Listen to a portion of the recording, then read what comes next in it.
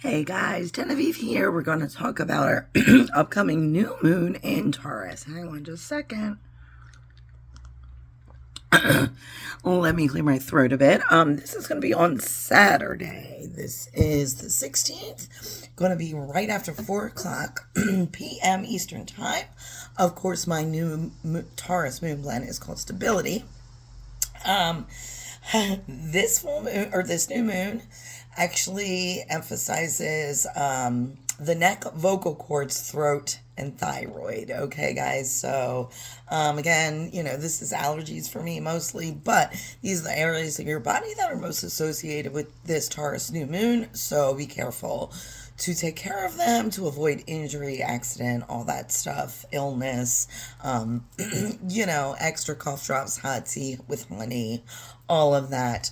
Our elements, or the aspects of the elements, we have 9 to fire, 10 to earth, but only 4 to air and water, okay? So this is going to feel, of course, mostly very earthy with some fiery energy thrown into the mix and just a little bit of air and water to balance that out. But when I tell you, and when I share this chart with you, you're going to see what I mean. This is mostly a very, very positive new moon. This is going to feel a lot less challenging than most new moons feel.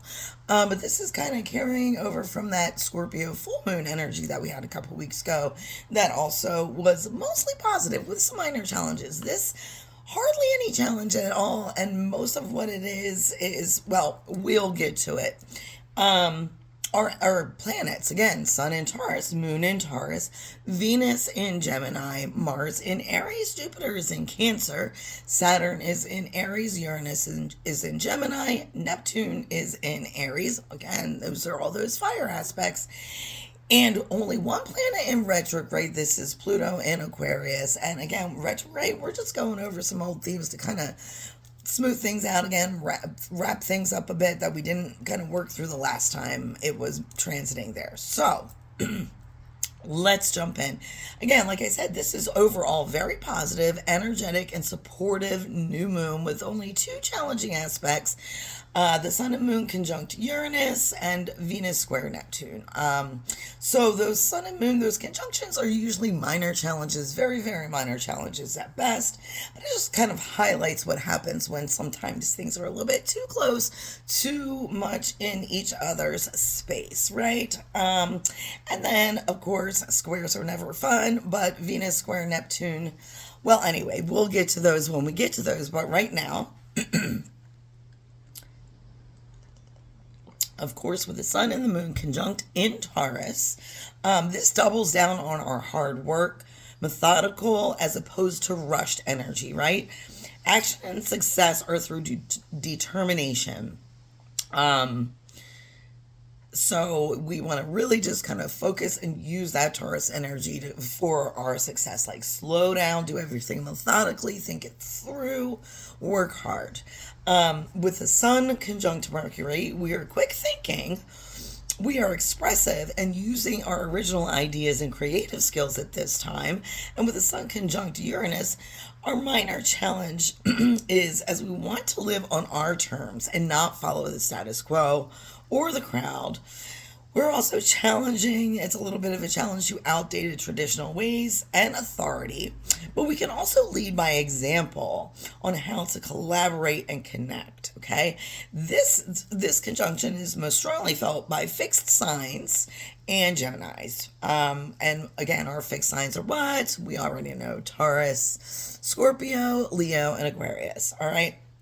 Now the Sun is sextile Jupiter and Cancer, and right now I switched those around as I wrote down my notes, and so I'm sorry I switched them around a little bit here. This is actually our biggest positive aspect right here. This sextile with the Sun and Jupiter and Cancer, strongest positive aspect. This flavors the whole chart. This is like highlighting, giving warm and fuzzy to this whole new moon, okay? We're feeling positive, joyful, and wise in sharing our knowledge, opportunities, and we are inspired or inspirational to others. We are inspired by others or inspirational to others. It's going to give us the good feels, okay? We are learning and exploring new avenues, and this brings such feel good energy that it's infectious to even the most pessimistic types. Like, even people who are normally like, blah, nothing's good, like everything stinks. This new moon energy, this aspect in this new moon energy is going to be really infectious and felt by all. Um, so now there is a trine with Pluto in Aquarius, and again, Pluto just went retrograde in Aquarius. It's very minor, but it is positive. Pluto is retreading ground and helping us to recognize our ability to overcome and triumph over challenges and adversity. This highlights our inner strength, our purpose, and our dignity. They all are going to shine through under this new moon. Now, with the moon in Taurus being conjunct with Mercury, we're going to be able to use our heightened perception of our own and others' feelings and moods to build emotional connections. All right, so we definitely want to avoid gossip. This moon in Taurus and Mercury in Taurus energy kind of tends to gossip a little bit. And we want to go straight to the source with heart centered curiosity. And compassion, really. Like, you hear gossip, avoid it, don't engage in it. If you know, like, the person the gossip is about, or if you know the person who is spreading the gossip, go to them. Don't be accusatory. Like, it's not that kind of energy, but just allow them space to open up and really kind of express why it is they are feeling this, or what it is that is causing this little nichey, gossipy kind of stuff. Where's it coming from? Okay. We definitely want to listen more than we speak at this time. So, with the moon sextile Jupiter, this heightens our emotional intelligence and ability to be emotionally stable in order to be able to nurture and guide others. We're feeling optimistic and confident of our ability to attract success and opportunity. All right. Now, with the moon conjunct Uranus, there is a touch of restlessness and a need to withdraw, but we should be able to remain emotionally open to give and receive the nurturing compassion that is needed, especially through creative endeavors, right? Now, the moon is trine Pluto. This is a little intense, but it's mostly positive. Although the minor influence that helps us express our feelings gracefully, again, compassionately, and help others by courageously remaining open, right? Open to others' feelings, others' thoughts, others' opinions. We are allowing them to feel comfortable, and in doing so, we are being nurturing and allowing them space to also give us space. Like I said, it's kind of feel good stuff. Strong family ties are definitely heightened under this earthy Taurus moon as well. So, with Mercury in Taurus, again, a thoughtful and careful communication style benefits us at this time. There's no surface level knowledge. We are kind of far from the shallows in this energy, guys, okay, with this placement. Mercury is also conjunct Uranus, so we might feel a little frustrated if our original ideas and unconventional methods are questioned or misunderstood. But we will succeed if we're consistent, okay? We just want to caution with this conjunction. Be careful of burnout, mental and emotional, or definitely mental and intellectual burnout at this time can be possible. So just like find time to like detach your brain, right? Whatever you have to do to turn it off for a little while and get some good rest. Mercury is trine Pluto again. This placement is reinforces that intense, purposeful communication. And fields of psychology are highlighted. So dig deep. We are digging deep. Okay. Even if we're not therapists, psychiatrists, psychologists, our conversations, our connections, our bonds are not going to be surface level at this time. Don't be afraid to just hang in there. Be that shoulder. Get into like past the, well, I'm really upset today because, my boss said this to me. why, what led up to like really get into it, because it's never just that surface thing. It's all, there's usually, especially in earth energy, things that have built up to reach like that kind of pinnacle, right? So you want to make sure that we are really, again, being present, we're connecting, and again, this is where the stuff is going to feel good. Remember, Taurus energy is emotional, earth, feminine energy. So that is where the nurturing and the stability comes from, us just being there for each other, right? Being vulnerable, even though, yes, we want stability, but being vulnerable with the right people will show us that we do have a stable foundation. So, Venus is in Gemini. Again, this is that fun, flirty love style. It's a great aspect to Mars and Aries, but not so great with Neptune in the same sign. We'll get to that in a second, but Venus in Gemini does not like heavy. Neither does Mars in Aries. So again, this is a favorable energy, especially between the sexes, mostly, is highlighted this weekend under this new moon. There is an easy expression of affection with Venus sextile Mars, with energy, charm, creativity, highlighting both romantic and within our friend circles. It's very lighthearted, right? However, guys, listen, caution. Venus square Neptune may have us confusing or blurring realistic, what is real, and our idealistic or ideals. Perhaps taking friendly flirting or casual attraction and connection as something more, right? Aries and those with prominent placements in Mars, Venus, and Gemini may definitely feel this most strongly. This is a mostly minor challenge because, again, our Taurus sun and moon are grounding us. They are guiding us. They are stabilizing us to, like, get a grip, honey. Like, this is just for fun. Don't get in over your head. Don't take it too far. Don't get your feelings hurt at this time, okay?